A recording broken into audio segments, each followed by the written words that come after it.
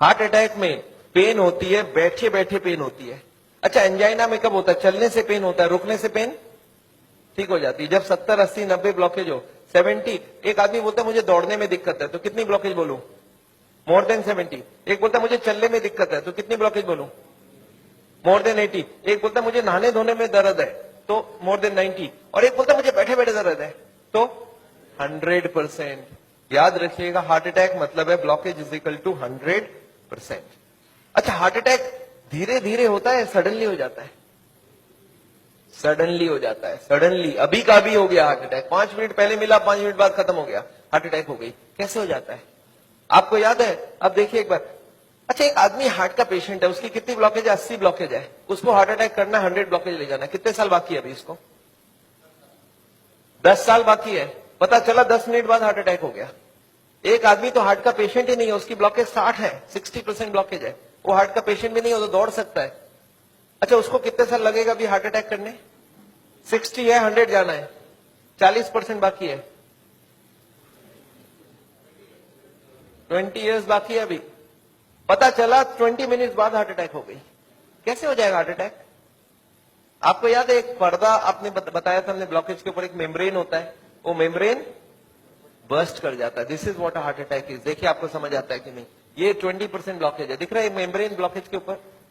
ये 40% ब्लॉकेज है, मेम्ब्रेन यहाँ पे है अभी। ये 60%, 70% ब्लॉकेज है, मेम्ब्रेन अभी भी है। और मेम्ब्रेन स्ट्रेच कर रहा है कि नहीं कर रहा है? करते करते एक दिन क्या होगा? मेम्ब्रेन बर्स्ट कर जाएगा, membrane will rupture, membrane will snap, membrane will burst. और जैसे ही मेम्ब्रेन बर्स्ट करेगा क्या होगा? यहां से केमिकल यहाँ आएगी, और यहाँ पे खून जा रहा है, इस खून में क्या होगा? ब्लड केमिकल मिलेगा, और केमिकल मिलते ही ब्लॉकेज हो जाएगी 100%। This is called heart attack. 100% blockage कितने देर में बना? 5 मिनट में। 0 से 80 आने लगा था 40 साल, और 80 से 100 आने में 5 मिनट्स, 2 मिनट्स। अब एक बात बताइए, हार्ट अटैक को रोकना कैसे है? आपका दिमाग क्या बोल सकता है? मैं आपको समझाता हूं, एक एग्जांपल सोच लीजिए। एक नोट का गड्डी है, नोट का गड्डी समझते हैं? नोट के गड्डी में रबर बैंड लगा है, मैं हर दिन उसमें नोट घुसाए जा रहा हूं, और जब रबर बैंड टाइट हो गई तो आपको मैंने पूछा क्या करूं कि रबर बैंड ना फट जाए, तो आप क्या जवाब देंगे हमको? नोट घुसाओ मत। आप ये पूछेंगे सर अभी तक रबर बैंड फट गया क्या? मैं बोला नहीं, अभी तक नहीं फटी है। आप बोलिए एक काम करना, कल से नोट घुसाना मत, देखना फटेगा नहीं। ये काम बात ठीक लग रहा है कि नहीं लग रहा है आपको? घुसाना बंद करो। और मैं एक स्टेप और आगे जाता हूं कि कुछ नोट निकाल लो कि रबर बैंड ढीला हो जाए। अब फटने का क्या चांस है? एकदम नहीं है। एंड यही बात मैं हार्ट के पेशेंट को समझाता हूं। मैं बोलता देखो अभी जहां तक चले गए चले गए, अब आप ब्लॉकेज को बढ़ाओगे तो एक ना एक दिन हार्ट अटैक होगा। कब होगा हम नहीं जानते, पर कभी ना कभी हो सकता है। आज 80 है, मालूम नहीं 90 में पर्दा फट जाए। ये पर्दा कब फटेगा हमको नहीं मालूम है। हर आदमी का पर्दा अलग अलग है, हर आदमी की मेम्ब्रेन अलग अलग स्ट्रेंथ की है। अब कब फटेगा नहीं मालूम, पर एक बात पक्का मालूम है कि आज से नोट घुसाना बंद कर दिया तो फटने के चांस कम हो जाएगा, और कुछ नोट निकालना चालू कर दिया तो। आपको क्या लगता है, लॉजिकल बात हो रही है कि नहीं? वो जो कारण है ब्लॉकेज का उसको हटाओ और बॉडी में सप्लाई फैट का बंद करो। अब हार्ट अटैक का chance is almost nil, almost nil. और यही बात मैं हार्ट के पेशेंट को समझाता हूं। आपको क्या लगता है, सही हुआ कि नहीं हुआ? कॉमन सेंस के बात यही बोलता है कि नहीं, ब्लॉकेज का कारण को हटाओ और खत्म करो बात। तो ये है हार्ट अटैक रोकने का उपाय। मैंने देखा है बहुत सारे पेशेंट ये करते नहीं है, वो खाना पीना गलत खाते रहते हैं, दवाइयां खाते हैं। कार्डियोलॉजिस्ट को पूछ भी लेते हैं कि डॉक्टर साहब मैं आपसे दवाई ले रहा हूं तो आपके अंडर में हो गया ना? डॉक्टर बोलता है हाँ मेरे अंडर में हो। बोलता है डॉक्टर साहब कभी हार्ट अटैक हो जाए तो आप कहां मिलोगे? मैं अभी ब्लॉकेज बढ़ा रहा हूं, आप सिर्फ हमको बताओ हार्ट अटैक के वक्त आप। अच्छा, कार्डियोलॉजी भी बड़ा खुश रहता है, बोलता है मेरा मोबाइल नंबर रखना, जब भी हार्ट अटैक हो मुझे इन्फॉर्म करना और मैं आपको बताऊंगा कहां पहुंचना है, और मैं भी वहीं पहुंचूंगा, फिर आपको बचाने की पूरी कोशिश करूंगा। पर हार्ट अटैक के बाद, हार्ट अटैक के पहले करने का कुछ जरूरत? आपको क्या लगता है, सही बात हो रहा है गलत हो रहा है? अरे हार्ट अटैक के पहले ही रोक लो ना कि हार्ट अटैक।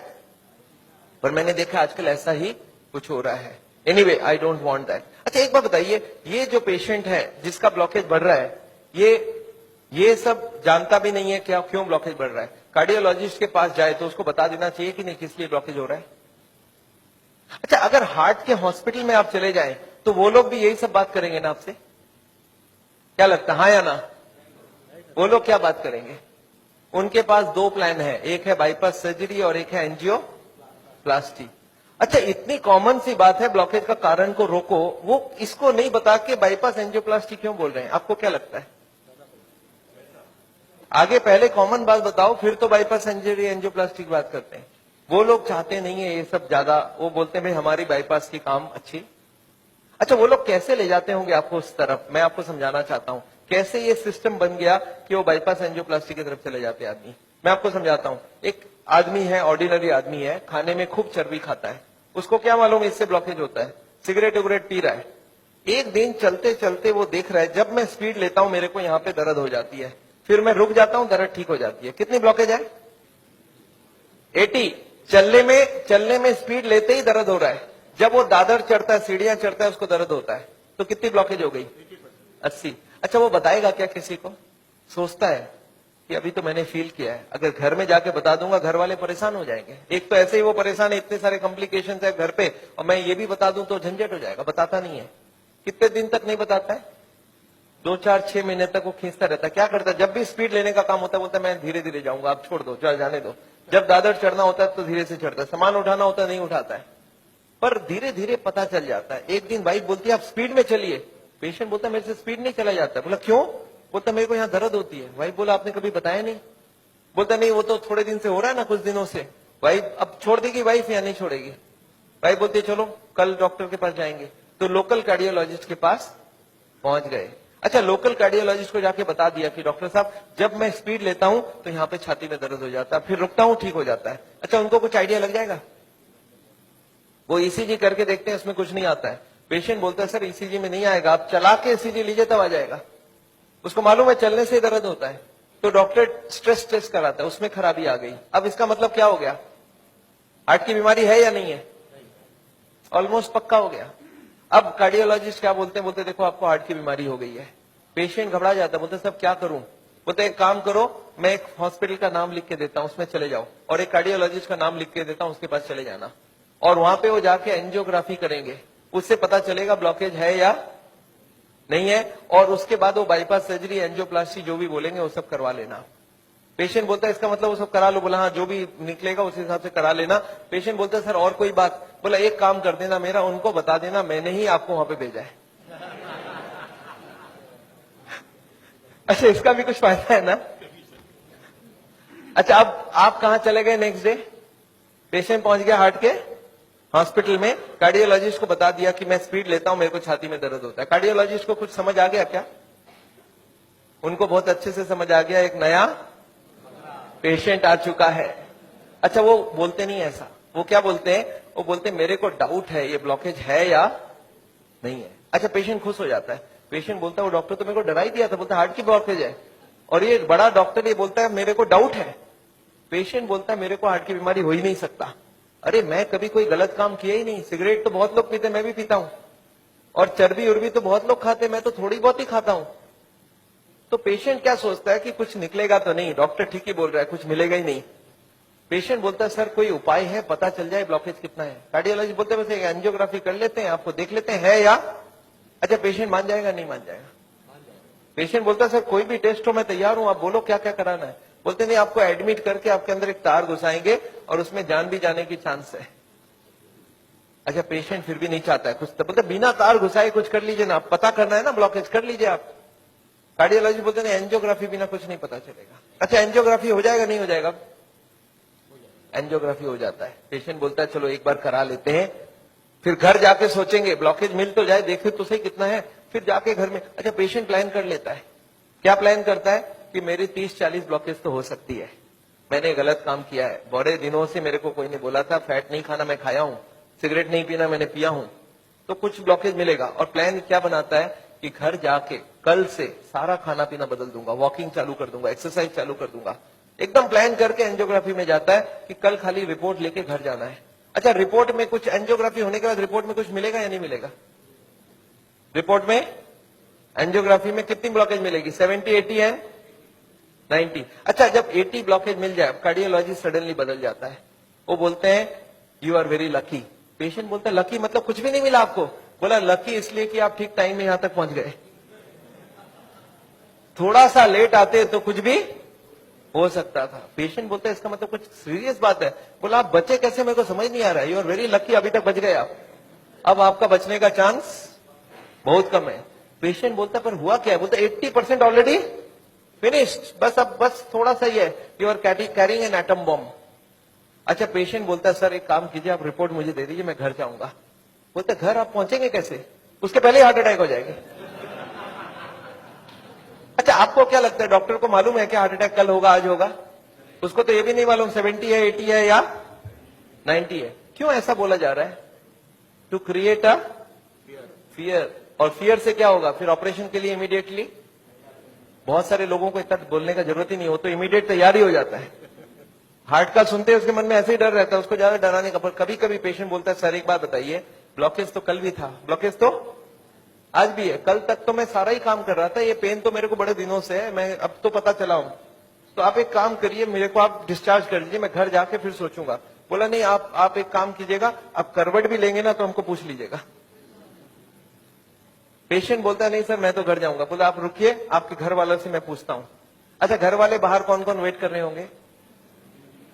सारा खानदान वेट कर रहा होगा। वहां पे जाके क्या बोलना है कि patient is very critical, any moment he can die. आप बोलो मैं बचाने की कोशिश करूं और जाने दूं। अच्छा, आंसर क्या होगा? वाइफ क्या बोलेगी कि जिंदगी भर इन्होंने मेरे लिए किया, आज मेरे को चांस मिला, आज तो मैं ऑपरेशन। वाइफ बोलती है कोई चीज का भी कोई भी कंजूसी हमें नहीं करना है, इनको तो बचाना। अच्छा, बेटा मानेगा कि नहीं? एक बेटा बड़ा समझदार होता है, बोलता है डॉक्टर को, डॉक्टर साहब एक बार बताइए, मैंने सुना है कोलेस्ट्रॉल की वजह से ब्लॉकेज होता है, इनका कोलेस्ट्रॉल हाई है, तो क्या करूं कि कोलेस्ट्रॉल कम हो जाए? खाने पीने में क्या क्या चेंज लाना चाहिए? अच्छा, कार्डियोलॉजिस्ट मान जाएंगे इनसे बात में? वो बोलेंगे you are wasting my time, he is dying and you are talking all this rubbish. अच्छा, तब तक और जितने परिवार वाले बोले नहीं नहीं ऑपरेशन होना ही चाहिए। मेरे एक पेशेंट ने बोला डॉक्टर साहब मेरे साथ पूरा ऐसे ही हुआ, मैं तो खाली एक बार टेस्ट कराने गया था और उसके बाद वो ऑपरेशन करके ही भेजे मेरे को वापस। मेरे एक और पेशेंट थे, बोले सर मैं फिर भी नहीं कराया, मैं निकल आया। मैं बोला आप निकले कैसे? बोला मैंने बोला मैं तो नहीं कराऊंगा, मुझे घर जाना है। वो बोले नहीं आप घर भी नहीं पहुंचेंगे। मैं बोला मैं लिख के देता हूं, मैं पहुंच जाऊंगा। फिर मैंने लिख के भी दे दिया, फिर भी वो जाने नहीं दिया। फिर मैंने लास्ट बोला, मैंने बोला देखो मैं करने तैयार हूं, पर प्रॉब्लम है मेरे पास पैसे नहीं है, आप फ्री का कोई ट्रीटमेंट हो तो करवा डालो। तब इन्होंने बोला कोई प्रॉब्लम नहीं है, आप घर चले जाओ। फिर मैं जब घर जाने लगा तब फिर से बुलाया उन्होंने, बोला अब आप एक बार बताओ ये इतने पैसे आप कितने दिन में इकट्ठा कर सकते हो? तब मैंने बोला देखिए मुझे प्रॉपर्टी बेच के आना होगा, 2 महीना लगेगा। फिर मुझे 2 महीना उन्होंने टाइम दे दिया। बोला अब कोई प्रॉब्लम नहीं है, 2 महीने बाद ही ऑपरेशन होगा। आपको समझ आ रहा है ऑपरेशन कब रुक सकता है? दिस इज, मैं ये नहीं बोलूंगा सारे जगह एग्जैक्टली यही हो रहा है, पर इसका ही कुछ छोटा मोटा रूप ये हॉस्पिटल का सिस्टम है। पर एक बात मैं जानता हूं, हॉस्पिटल को ये चॉइस देना चाहिए पेशेंट को। देखो the blockage is so much, these are the reasons. आप देखो क्या चाहते हो। आप अगर अपने आप को बदलोगे तो ऑपरेशन रुक सकती है। आप नहीं बदलना चाहते हो तो मैं ऑपरेशन कर दूं, उसके बाद जाके बदलने का कोशिश करो। But the hospitals don't give chance. उनको मालूम है ये एक मौका है, ऑपरेशन कर लेते हैं, बट उसके बाद भी उनको यही करना पड़ेगा। लाइफस्टाइल चेंज तो पेशेंट को फिर भी करना पड़ेगा। मैं जानता हूं हार्ट के पेशेंट्स को मैं 3 चीज देखते दिखाऊं, एक तो दवाइयां हैं, एक बाईपास और एक एंजियोप्लास्टी। ये दवाइयां मैं आपको एक बार समझाना चाहता हूं दवाइयां क्या काम करती है, और another 10 minutes I will take. देखिए ये ट्यूब है जिसमें कोई ब्लॉकेज नहीं है, और ये 80-90% ब्लॉक है, दिख रहा है आपको? अब ये पेशेंट को चलने से दर्द होता है, एक दवाई ऐसी है जो दवाई देते ही दर्द कम हो सकती है। कौन सी दवाई है? सॉर्बिट्रेट। नाम सुना आपने? क्या करता होगा सॉर्बिट्रेट? देखिए क्या करता है Sorbitrate. This what is the action of Sorbitrate. क्या हुआ? ट्यूब चौड़ी हो गई, ब्लॉकेज वहीं की वहीं रह गई, ट्यूब चौड़ी हो गई, ट्यूब थोड़ा फैल गया, फैलते ही क्या हो गया? ब्लड सप्लाई बढ़ गई। पेशेंट बोलता है मुझे अब कोई दिक्कत नहीं है, पर ये दवाई का असर रहेगा 8 घंटे बाद, तो 8-8 घंटे में एक सॉर्बिट्रेट देनी पड़ेगी। एक पेशेंट मेरे को बोला मैं सॉर्बिट्रेट नहीं लेता हूं, मैं मोनोट्रेट लेता हूं। मैं बोला वो भी सॉर्बिट्रेट का ही भाई है। तो ये जितने भी सॉर्बिट्रेट है उनका नाम मैं आपको दिखा सकता हूं। These are all kinds of Sorbitrate and all. ये सब दवाई हम लोग दे देते हैं। सॉर्बिट्रेट, स्मो, आइसोडिल, मोनोट्रेट, नाइट्रोफिक्स, एंजिसेड, इम्ड्यूर, वेंजिकॉर, वेसोट्रेट, मोनोट्रेट, सॉर्बिट्रेट, मोनोसॉर्बिट्रेट, नाइट्रोकंटीन, वेसोप्रीन, मोनोस्प्रीन, इस तरह की दवाइयां हम हार्ट के पेशेंट्स को दे देते हैं। एनीवे दवाइयां बहुत सारे तरह की मिलती है। एक होता है हार्ट की ऑक्सीजन की जरूरत को कम कर देता है, इसको बोलते हैं beta blocker, calcium channel blocker, फिर एस इनहिबिटर, ऐसे करके बहुत सारी गोलियां हम लोग हार्ट के पेशेंट्स को दे सकते हैं। I am not going to go into that detail. कुछ ब्लड पतला करने का दवाई भी देते हैं, आपने देखा है नाम, इकोस्प्रिन, कोल्स्प्रिन, एएसए, डेलिस्प्रिन, डिस्प्रिन, क्लोपिग्रेल, क्लोपिलेट, क्लोपिवास, सिरुविन, क्लैबिक्स, क्लोट्रेल, प्लाजरिल, स्ट्रोमेक्स, डीप्लैट, इस तरह की गोलियां हम लोग देते हैं ब्लड को पतला करने के लिए। पर ये गोलियां देने से भी पेशेंट ठीक नहीं होता है, तो इसके लिए मैं चाहता हूं वो लाइफस्टाइल चेंज करें, अपनी ब्लॉकेज को कम करें कि उनको देने की जरूरत पड़े ही नहीं। अच्छा, ये गोलियां इतनी खाएगी, इसके साइड इफेक्ट्स होती है क्या? अगर साइड इफेक्ट होती है कॉन्स्टिपेशन, तो कॉन्स्टिपेशन की और गोली दूंगा, और एसिडिटी हो जाए तो एसिडिटी की गोली दूंगा, और नींद ना आए तो नींद की गोली दूंगा। अच्छा बताइए, बीमारी ठीक हो रहा है कि नहीं हो रहा है? आई एम नॉट कीन, मैं जानता हूं दवाई आज जरूरत है, पर कल दवाई की जरूरत ना हो उसका बंदोबस्त करना बहुत जरूरी है। इसके बाद चलते हैं, ये एंजियोग्राफी क्या चीज है। हॉस्पिटल में जाते हैं, एंजियोग्राफी करते हैं, और ये एंजियोग्राफी मुझे पसंद क्यों नहीं है मैं आपको बताना चाहता हूं। This is what is the problem with angiography. एक तार आपकी पूरे बॉडी को स्क्रैच करके हार्ट तक लेके जाना है। ये तार यहां से जो घुसेगी, 1 metre wire is inserted into the body till it reaches the heart. It is a blind procedure. Blind मतलब क्या? आप घुसा दो, ये अंदर जाती जाएगी, और अगर अटक गई तो वापस खींच के फिर से ट्राई करना होगा। मतलब वो अंदर स्क्रैच करेगा ही करेगा, पूरे बॉडी को स्क्रैच करती है। वो लिखवा लेते हैं कि अगर हार्ट अटैक हो गया तो मेरी कोई जिम्मेवारी नहीं है, और ये पूरे बॉडी को ये पंक्चर भी कर सकता है। मैंने ऐसे ऐसे पेशेंट देखे हैं कि एंजियोग्राफी के वक्त ही डेथ हो गई। एंजियोग्राफी में पैर को काटना पड़ा अल्टीमेटली, क्योंकि वो पैर के ट्यूब को डैमेज कर दिया। तो एंजियोग्राफी मैं नहीं चाहता हूं। और उसके बाद क्या होगा? इनएक्यूरेसी अबाउट द रिपोर्ट, और उसके बाद pressure from the cardiac doctors for the next operation. Patient को लगता है मेरे को इमरजेंसी हो गया, बट इमरजेंसी प्रिसिपिटेट कराया जा सकता है। एनीवे, ये एंजियोप्लास्टी जो है, ये दो ऑपरेशन, दो चीज वो लोग करते हैं, एक एंजियोप्लास्टी, एक बाईपास सर्जरी। मैं एंजियोप्लास्टी 2 मिनट आपको समझाना चाहता हूं। What is this angioplasty? एक स्टेंट लगाते हैं, सुना आपने नाम? एक रिंग लगा देते हैं हार्ट में। What is this? Let me explain what is this. पिछले 20 साल में ये जो एंजियोप्लास्टी है, ये बार बार फेल किया और बार बार इसको सक्सेस बताया गया। पहले आई थी बेलूनिंग, बेलून एंजियोप्लास्टी। उसके बाद बहुत सारे तरह के एंजियोप्लास्टी आई, ऑर्डिनरी स्टेंट आई, फिर गोल्ड स्टेंट आई, फिर रोटा ब्लेडर आया, रेडियो एक्टिव स्टेंट आई, लेजर एंजियोप्लास्टी आई, आजकल चल रहा है ड्रग कोटेड स्टेंट। पर ये सारे के सारे फेल हुए हैं। क्यों फेल हुए एक बार समझाना चाहता हूं। देखिए, ये बेलूनिंग क्या चीज है? याद है आपको एंजियोग्राफी के वक्त तार अंदर घुसाई थी, वो कहां तक गई थी? हार्ट तक, यहां तक तार आई थी। इस तार के ऊपर ये बेलून होता है। इस तार को थोड़ा सा धक्का मारते हैं, कभी कभी कार्डियोलॉजिस्ट तार को अंदर रख के ही बाहर आ जाते हैं, आके बोलते हैं देखो तार अंदर है, बोलो तभी खोल दूं। आप बोलते चलो खोल दो, कितने लगेंगे? 2 लाख लगेंगे। 2 लाख दे दिया। अब ये तार को ये लोग धक्का देते हैं थोड़ा और, तो तार की जो बेलून है ये बीचों बीच आ जाती है ब्लॉकेज में। अब इस बेलून में पानी डालना होता है। ये बेलून ऐसा होता है, इसमें पानी डालते ही बेलून फूल जाती है। अच्छा, पानी कैसे डालेंगे? आपने होली में बेलून फुलाया एक सिरिंज से? सिरिंज में पानी ले लो, सिरिंज को दबा दो तो बेलून के अंदर पानी घुस जाए। तो बाहर से सिरिंज से पानी डालेंगे तो बेलून क्या होगा? फूल जाएगी। फूलते ही ब्लॉकेज कहां गई? साइड में दब जाएगा, ऊपर कंप्रेस्ड हो जाएगी, नीचे कंप्रेस्ड हो जाएगी। अच्छा, ये बेलून को जब पानी निकाल लेंगे तो क्या होगा? बेलून को वहां पे 2-4 सेकंड से ज्यादा नहीं रख सकते, क्योंकि हार्ट अटैक हो जाएगी, 100 हो जाएगी ब्लॉकेज। तो बेलून में पानी डाला और सिरिंज से वापस पानी खींच लिया। जैसे ही पानी खींचा, बेलून वापस चिपक गई, तार को पकड़ के बाहर निकाल लिया। Angioplasty over. आपको समझ आ रहा है क्या करना पड़ा? ये तार यहां थी, इसी को थोड़ा आगे किया, बेलून डाल, पानी निकाल लिया और ब्लॉकेज वापस। अच्छा, ब्लॉकेज वापस आ जाएगी नहीं आ जाएगी इसके बाद? क्या लगता है आपको? This is elastic. इलास्टिक समझते हैं आप? ये लोहा या पत्थर नहीं, इलास्टिक है। और जैसे ही बेलून निकाल लिया, ब्लॉकेज वापस आने लग गई। थोड़े साल बाद यही कार्डियोलॉजिस्ट मान गए बेलूनिंग काम की नहीं है। पहले क्लेम किया था बेलूनिंग एक बार कराओगे जिंदगी भर चलेगी, फिर मान गए काम की नहीं है। फिर क्या हो गया? फिर वो बोले इसमें स्टेंट लगाना होगा। What is this stent? Look at this, this is the blockage. दिख रहा है आपको येलो कलर की? और इसके अंदर एक बेलून डाल दिया। आपको दिख रहा है ब्लैक कलर का बेलून? बेलून में पानी डाला तो ब्लॉकेज कहां चलेगी? साइड में आ गई। जब बेलून निकाल लेंगे तो ब्लॉकेज वापस आएगी, तो यहाँ पे एक स्प्रिंग लगा देते हैं। ये स्प्रिंग क्या काम करेगा? ब्लॉकेज को आने से रोक देगा। आपको समझ आ रहा है स्प्रिंग का मतलब क्या है? अगर स्प्रिंग डाला गया, इसका मतलब क्या है? कि ब्लॉकेज वापस आ रही थी। इसका मतलब पहले वाला जो क्लेम था वो गलत था, कि बेलूनिंग करा लो ठीक रहा। इसके बाद ये जो स्टेंट लगी, स्टेंट का एक मेजर प्रॉब्लम है कि इसके अंदर से ब्लड जाएगी और फॉरेन बॉडी के अंदर ब्लॉकेज बहुत जल्दी होती है। ये देखा गया है स्टेंट में 6 महीना 1 साल में सारे ब्लॉक आ जाती वापस। और ये जब वापस आने लगी तब इन्होंने थोड़े दिन तक तो बोला नहीं नहीं नहीं आती है नहीं आती है। थोड़े दिन बाद इन्होंने बोला कि नहीं ये स्टेंट तो खराब होगी क्योंकि ये ऑर्डिनरी स्टेंट है, इसमें एक मेडिकेटेड स्टेंट देना होगा। वो दवाई में डाल के स्प्रिंग को निकाल लेंगे, अब बहुत बढ़िया हो जाएगा। तो ड्रग की कोटिंग चल जाए। आपने देखा है चांदी के गहने में सोने की कोटिंग चढ़ाते हैं, तो वो स्प्रिंग के ऊपर कोटिंग चढ़ा देते हैं और वो कोटिंग चढ़ा के लगा दिया, पर इसके बाद भी ये फॉरेन बॉडी ही रही, इसमें वही का वही रिजल्ट आया है। अभी लेटेस्ट है कि 66% people with in 1 year will come back with a reblockage. इसके बाद है बाईपास सर्जरी। एक बहुत बड़ी सर्जरी होती है। देखिए बाईपास सर्जरी मैं इसलिए नहीं चाहता हूं, एक बहुत बड़ा सर्जरी है। एक पूरे चेस्ट को काटो और इसको काट के, इसको चाकू से नहीं कटेगा, इसमें आड़ी से कटेगी। आड़ी समझते हैं आप?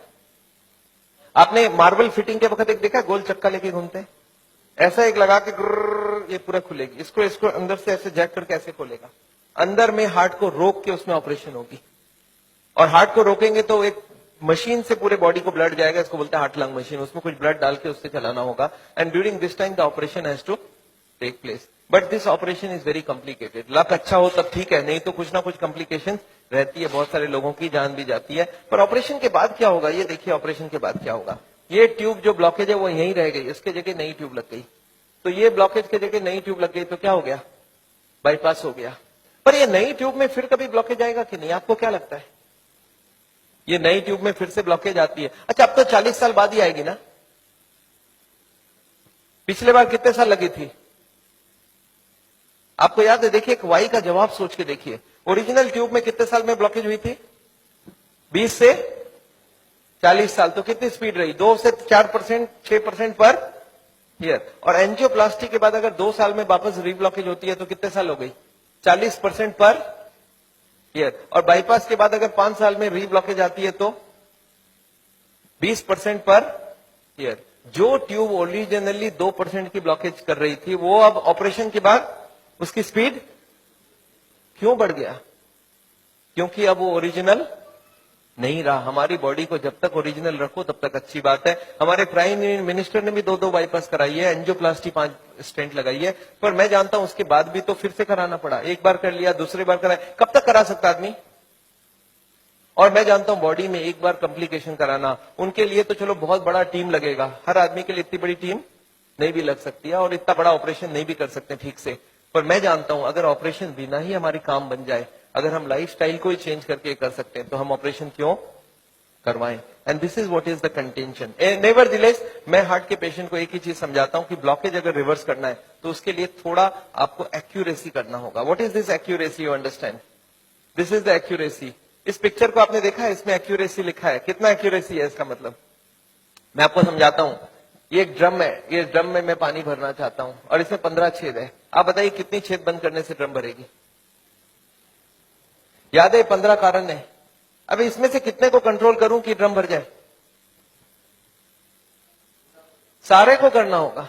अच्छा मैं हार्ट के पेशेंट्स को क्या देखता हूं, उनको कुछ मालूम भी नहीं है इसके बारे में। वो क्या बोलते हैं, मेरा कोलेस्ट्रॉल कंट्रोल है, ट्राइग्लिसराइड ज्यादा है, शुगर कंट्रोल है, बीपी ज्यादा है। मैं बोला ऐसे नहीं चलेगा, सारे होल बंद चाहिए मुझे। बोलते मैं थोड़ा थोड़ा करूं तो कैसे चलेगा? मैं बोला थोड़ा थोड़ा से काम नहीं चलेगा। बोलते मेरा बीपी कम किया हूं पर पूरा कम नहीं कर रहा हूं, 120 नहीं ला रहा हूं, 140 ही रखा हूं। मैं बोला नहीं चलेगा, मुझे सारे फैक्टर्स एक साथ कंट्रोल चाहिए। हाँ इसके लिए शुगर, बीपी, कोलेस्ट्रॉल, ट्राइग्लिसराइड आपसे कम नहीं हो रहा, मैं दवाई देके कम कर देता हूं। पर स्मोकिंग आपको पूरा ही बंद करना होगा, खाने में तेल आपको बंद करना होगा, एक्सरसाइज आपको करना पड़ेगा, ओवरवेट कम करना होगा, खाना पीने में फाइबर ज्यादा डालना होगा। अच्छा ये सब संभव है क्या लोगों के लिए? यस, क्या प्रॉब्लम है? ये तो सिंपल सी बात है, इसको क्यों नहीं कर सकते? क्यों नहीं सिगरेट बंद कर सकते? क्यों नहीं मीट बंद कर सकते? क्यों नहीं तेल घी छोड़ के आप अलग तरीके से खाना बना सकते हैं? तो all these if you do there is no problem. Nevertheless मैं जानता हूं, एक और छोटा सा चीज आपको बताना चाहता हूं। अभी एक और नई जो टेक्नोलॉजी आ गई है, आदमी को मैं सोचता था बिना काटे कुछ हो सके। ये हमारी कुकिंग की क्लास है, this is a cooking class. मैं हार्ट के पेशेंट्स को ट्रेनिंग देता हूं। This is my dietitian teaching cooking, 0 oil cooking to the patients wives. मैं हार्ट के पेशेंट्स को योगा सिखाता हूं। मैं बोलता हूं कैसे भी करो, योगा करो, आप योगा करने की बहुत जरूरी है। उसके साथ उनको क्या करना चाहिए, क्या नहीं करना चाहिए, कितनी सामान उठानी चाहिए, गाड़ी चलानी चाहिए, स्कूटर चलाना चाहिए, ऑफिस जाओ तो क्या प्रिकॉशन लो, दादर चढ़ो तो क्या प्रिकॉशन लो, आगे कौन सी योगा करो, कब तक करो, कौन सी मेडिसिन लो, कब तक लो, एंड फॉर दिस हाँ मैं एक मैगजीन भी निकालता हूं, इसका नाम है साउल टाइम्स। ये मैगजीन मैं हर महीने निकालता हूं, दिल्ली से निकलती है, हिंदी और इंग्लिश में। अच्छा, आपको एक फॉर्म दिया गया है क्या, ऐसा देखे तो? Have you got a form like this? ये फॉर्म में अगर आप अपने नाम एड्रेस भर के देंगे तो आपको ये मैगजीन आगे आपको मिलता रहेगा हर महीने, हिंदी में इंग्लिश में दोनों में मैगजीन है। और इसके साथ एक छोटा सा और क्वेश्चन ये रखा है कि यहाँ पे अगर हम लोग ऐसा कोई कैंप करवाएं तो how many people will be interested to join such a camp? 1 दिन का या 2 दिन का ऐसा एक कैंप अगर हम करवाएं तो कोई इंटरेस्टेड हो तो प्लीज फिल इट अप। मेरे को लोग बोलते हैं डॉक्टर साहब इतनी सारी बातें अगर कैसे याद रखूंगा, मैंने बहुत मोटी मोटी किताब लिखी है। आदमी बोलता है सर छोटा सा कुछ दीजिए ना कॉपी, तो मैंने एक ऐसी किताब बनाई है जिसका नाम है पॉकेट गाइड। एक 30 रुपीज की किताब है, कोई 2 घंटा बैठ के पढ़ ले तो जितनी बातें मैंने बताई है सब इसमें लिख के रखा है। So this book I have brought over here. मेरे ख्याल से बाकी बुक्स तो मैं नहीं ला सकता हूं क्योंकि hundreds of books are there, तो मैं ये बुक लाया हूं। कोई को लगता है कि मैं पढ़ना चाहता हूं और कोई को पढ़ाना चाहता हूं, हार्ट के पेशेंट को जरूर पढ़ाइए। 30 रुपीज की गिफ्ट होती है, you can give it to anybody and they will learn things from the book. तो ये बहुत जरूरी है। मैं जानता हूं, मैं ये मैगजीन पिछले 10 साल से रन करता हूं and it is gone all over the world. मैं एक नई टेक्निक आपको इसी वक्त बताना चाहता हूं। There is a new machine which has come which can open the collaterals. देखिए कोलैटरल्स का क्या मतलब है, ये ब्लॉकेज है। बाईपास सर्जरी में क्या करते हैं, एक नई ट्यूब लगा देते हैं। इसमें क्या करते हैं, जो हार्ट की ये ब्रांच है और ये ब्रांच है इनको जोड़ देते हैं आपस में, and there are so many small tubes जो इसको जुड़ जाए तो ब्लड यहां से आने लगे। ये जो छोटे छोटे ट्यूब है, ये मैंने बोला था स्पोर्ट्समैन चालू करके रखते हैं, और स्पोर्ट्समैन चालू कर दिया तो क्या हो गया, उसके पास 2 सप्लाई हो गई, एक तो ये ओरिजिनल है और एक साइड वाली भी है। इसको बोलते हैं कोलैटरल। बैंक में आपने लोन लेते हुए देखा है कभी कोलैटरल्स बोलते हैं? कोलैटरल मतलब क्या, कि ये फेल हो जाए तो दूसरा कोई होना चाहिए। तो ये कोलैटरल्स भगवान ने हमें दे के रखा है। ओरिजिनल तो था ही था, एक कोलैटरल भी देके रखा, कभी ये फेल हो जाए तो ये चालू करना। अच्छा, ये अगर चालू हो जाए बिना ऑपरेशन के तो इससे अच्छा कुछ नहीं हो सकता। And this is a new machine, new technology which has कम। देखिए हमारे मेडिकल साइंस की टेक्नोलॉजी बिना कांटे वाली टेक्नोलॉजी है। ये देखिए ये ट्यूब्स है जिसमें कोई कोलैटरल्स चालू नहीं है, और ये है ट्यूब्स के सारे कोलैटरल्स चालू हो गए। आपको समझ आ रहा है डिफरेंस दोनों के अंदर? ये जो छोटे छोटे कोलैटरल्स है ये हमारे सबके पास है, और एक मशीन से इसको या तो स्पोर्ट्स करके चालू कर सकते हैं या तो एक मशीन से चालू कर सकते हैं। ये मशीन क्या करती है सोचिए, ये जैकेट्स लगा दिया हमने कफ में, थाई में, बटक्स में, और सारे को एक साथ स्क्वीज कर दूं तो क्या होगा, इसकी ब्लड कहां जाएगी, बॉडी में ही रहेगी पर कहां जाएगी, ये हार्ट की तरफ जाके हार्ट की ट्यूब्स को धक्का देके प्रेशर देके इसको खोलेगी। ये प्रेशर 1-1 घंटे तक एक में इसको हार्ट के संग सिंक्रोनाइज करके दिया जाता है। सिंक्रोनाइज मतलब हार्ट जब पंप करे तो मशीन पंप नहीं करता है, जब हार्ट पंप करके रिलैक्स करने लगे, जब पूरे ब्लड वापस आती है तो वो स्क्वीज करके सारे ब्लड को एक साथ भेजा जाता है। And this goes on, ECG feed होती है कंप्यूटर को, and this machine we have seen now without bypass surgery. आदमी बोलता है मुझे इमीडिएट रिजल्ट चाहिए, तो without bypass this can work very well. तो इसको हम लोग बोलते हैं नेचुरल बाईपास। नेचुरल बाईपास समझ रहे, भगवान ने ऑलरेडी नेचुरल बाईपास हमें दे के रखी है, स्पोर्ट्समैन चालू करके रखा है। तो आप हार्ट के पेशेंट हो, आप चालू करो, आपके पास कोलैटरल आ गई तो ओरिजिनल नहीं भी होगा तो भी काम चल जाएगी। और एक मैं जैसे ही, हाँ एक और ट्रीटमेंट आई है जिसको हम लोग बोलते हैं बायोकेमिकल क्लीनिंग। ये अभी बहुत अच्छी रिजल्ट आ सकती है। कुछ केमिकल अंदर डाल के ब्लड में उसको अंदर से गला लिया जाए। जैसे किचन में आपने सुना नाली जाम हो जाए तो क्या करते हैं हम लोग, कुछ केमिकल डालते हैं अंदर से, तो ये केमिकल की भी ट्रीटमेंट आजकल चल रही है। बट अभी भी इसका रिजल्ट हर आदमी में सेम नहीं आता है, but result are still there.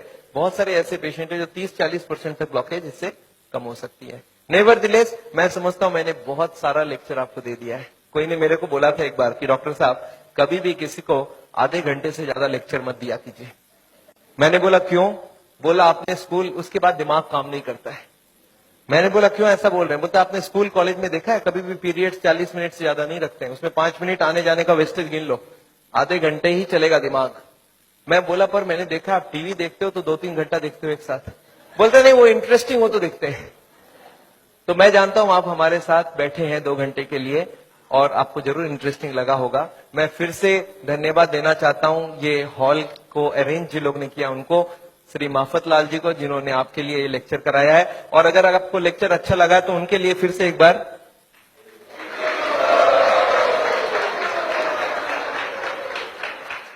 Anyway मैं जानता हूं मैंने लेक्चर तो खत्म किया है और मैं चाहता हूं कि आपके पास अभी भी कुछ क्वेश्चंस जरूर होंगी। मैं कैंप भी करता हूं और मेरी बंबई में जुहू में एक क्लिनिक भी है जहां पे हर वक्त डॉक्टर है और ये मशीनें वगैरह भी है। तो आपको अगर कभी कोई जरूरत पड़े तो आप हमारी किताबें जरूर पढ़िएगा और ये छोटी वाली किताब भी पढ़िएगा। अगर आपके पास कोई क्वेश्चंस हो, क्वेश्चंस के लिए माइक है हमारे पास। So if you have questions I would want you to ask the questions and I would like to answer the questions. You not covered the effect of the alcohol. Yes, very important thing, alcohol. मैं आपको बता दूं alcohol heart के लिए कभी अच्छी नहीं है। We don't recommend alcohol for the heart patient. क्यों? अल्कोहल में ग्लिसरॉल होती है और ग्लिसरॉल से ट्राईग्लिसराइड का रिश्ता होता है। ट्राईग्लिसराइड ग्लिसरॉल होता है उसमें भी। तो अल्कोहल में एल्डिहाइड ग्रुप है और ग्लिसरॉल में एल्डिहाइड ग्रुप है और ये दोनों एक दूसरे से एक्सचेंज हो जाती है। जब भी कोई अल्कोहल ले तो उसका ट्राईग्लिसराइड 40-50 तक बढ़ जाती है। तो अल्कोहल कभी हार्ट के लिए अच्छा है ही नहीं। पर अल्कोहल से एक अच्छाई होती है हार्ट में, वो है HDL बढ़ जाती है। तो हार्ट के पेशेंट्स क्या चाहते हैं मालूम है? बोले HDL की बात करो, ट्राईग्लिसराइड की बात ना करो। अरे मैं कैसे बात ना करूं? एक चीज अच्छा एक खराब है ना, तो मैं दोनों को ही बात करूंगा ना। अच्छा, अल्कोहल में एक ही खराबी है और भी खराबी है। मैं आपको गिनाता हूं अल्कोहल की खराबी। एक तो अल्कोहल से स्टोमक खराब हो जाता है, गैस्ट्राइटिस हो जाता है, लीवर खराब होता है, इसको बोलते हैं सिरोसिस ऑफ द लीवर। सुना आपने नाम?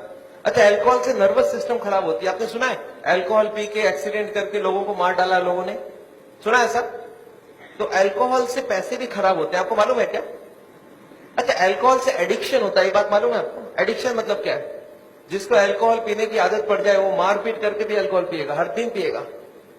एक आदमी मेरे को बोला सर सबको ही नहीं होता है ऐसा। मैं बोला जो जो हो चुका है उसको जाके पूछो कि आप जब शुरू किए थे तब हर दिन पीते थे क्या? बोलते नहीं, मैं तो पहले एक ही बार पीता था, कभी जिंदगी में एक बार पिया पहले बार, फिर महीने में एक बार पिया, फिर हफ्ते में एक बार पिया, फिर हफ्ते में 3 बार पिया, फिर धीरे धीरे अब हर दिन पीने की आदत हो गया है।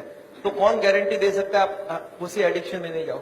अल्कोहल में परिवार को बड़ा टेंशन रहता है, वाइफ सबसे ज्यादा दुखी होती है। जब हस्बैंड शराब पीता है तो वाइफ सबसे ज्यादा दुखी होती है। अच्छा, बच्चे तो अच्छा चीज सीखते हैं आपसे, बच्चे भी बहुत दुखी होते हैं कि पापा को सिगरेट पीने देते। दो ही होता है, बच्चा दो ही काम करता है, या तो पापा की तरह पीना चालू करता है या तो पापा को जिंदगी भर नफरत करता है, क्योंकि उसको अल्कोहल या तो पसंद हो जाएगा तो वो पीना चालू कर देगा, वो भी बिगड़ेगा। अच्छा, मेरे को कभी कभी लोग बोलते हैं सर पर मैंने देखा है कार्डियोलॉजिस्ट बोलते हैं थोड़ा बहुत पिया करो। मैंने बोला अच्छा एक काम करना, उस कार्डियोलॉजिस्ट को जाके पूछना कि सर ये अच्छी चीज है क्या? बोला हाँ अच्छी चीज है तब ना हमको बता रहा है। मैं बोला उसको पूछना कि अपने बेटे को और अपनी बीवी को पिलाना चालू किया क्या हर दिन? बोलता नहीं, मेरा बेटा पिएगा तो निकाल दूंगा घर से। अच्छा, अपने बेटे को घर से निकाल दोगे पीने से और हमको आप बोल रहे हो पियो? आपको क्या लगता है लॉजिक बहुत अच्छी है कि खराब है? कोई भी कार्डियोलॉजिस्ट को यहाँ हाथ लगा के बोलने बोलिए कि हाँ ये अल्कोहल बहुत अच्छी चीज है, मैं अपने बच्चों को पिलाऊंगा, अपनी वाइफ को पिलाऊंगा, तब तो मैं मान जाऊं। कोई कार्डियोलॉजिस्ट तैयार नहीं है। पर पेशेंट्स के लिए घूस देना समझते हैं? घूस देना, ब्राइब करना समझते हैं? ब्राइब होने से बहुत काम हो जाता है। तो पेशेंट को ब्राइब देकर रखते हैं कि पेशेंट बोलेगा डॉक्टर मेरा बहुत बढ़िया है, सारा चीज अलाउ कर देता है। But very bad, alcohol is never good for the heart. या एनी मोर क्वेश्चंस? गार्लिक, मैंने एक क्वेश्चन यहाँ पे लिख के रखा है, कैन आई टेक? कुछ फ्रीक्वेंटली आस्क्ड क्वेश्चंस लिखा है, can I take garlic? Garlic heart के लिए अच्छा है, गार्लिक हार्ट के लिए अच्छा है, पर नेसेसरी नहीं है जो नहीं खाता उसको ही खाना होगा। ऐसे हजारों फूड है जो हार्ट के लिए अच्छा है, तो you can take any of this food. पर एक आदमी मेरे को बोला सर सिर्फ गार्लिक खाऊंगा मेरा ब्लॉकेज ठीक होगा कि नहीं? मैं बोला नहीं, जितने खराब वाले आइटम है सब बंद करने होंगे, जितने अच्छी वाली सब चालू करनी होगी। तो ऐसा नहीं कि गार्लिक इज अ पैनासिया, पर garlic is definitely good, cholesterol को कम करता है। या yes ma'am. CT angiography Bombay में बहुत सारी जगह, मेरे ख्याल से कम 20 मशीनें लग गई है। हम जहां करवाते वो चित्रा करके है दादर में, दे चार्ज 6,000 रुपीज। तो ये सीटी एंजियोग्राफी के लिए आपको अगर एड्रेस चाहिए, हमारी क्लिनिक का एड्रेस आपके पास है already, you call them up, they will give you the details. Okay So what is good cholesterol, and what if you have in the range of good cholesterol is higher than the normal range? So how does it affect the heart, and what is? See, good cholesterol is good. cholesterol को good क्यों बोला जाता है? It goes to the blockage, picks up the cholesterol and takes it out. So good cholesterol if you can increase it is wonderful. We want more than 40. तो good cholesterol बढ़ाने का कोशिश करिए, और इसके लिए बाजार में नहीं मिलता है। आप हमको ये नहीं बोल सकते सर 2 किलो मेरे लिए मंगवा दीजिए। गुड कोलेस्ट्रॉल आपकी बॉडी बनाएगी अगर आप खाना पीना ठीक रखेंगे So तो। is good cholesterol anyways related to fat also? I mean, It is coming from fat plus protein. Hare Krishna, Prabhuji. This is Dr. Anuj here. I have done lot of your patients. I have done echoes of those patients at Chitra Scan. Okay. And let me tell you, I'm a cardiologist and I really loved your lecture. It's Thank you, sir. an amazing talk that you gave. And I pray that we do something together with all the malpractice. I'm very much aware of what is going on.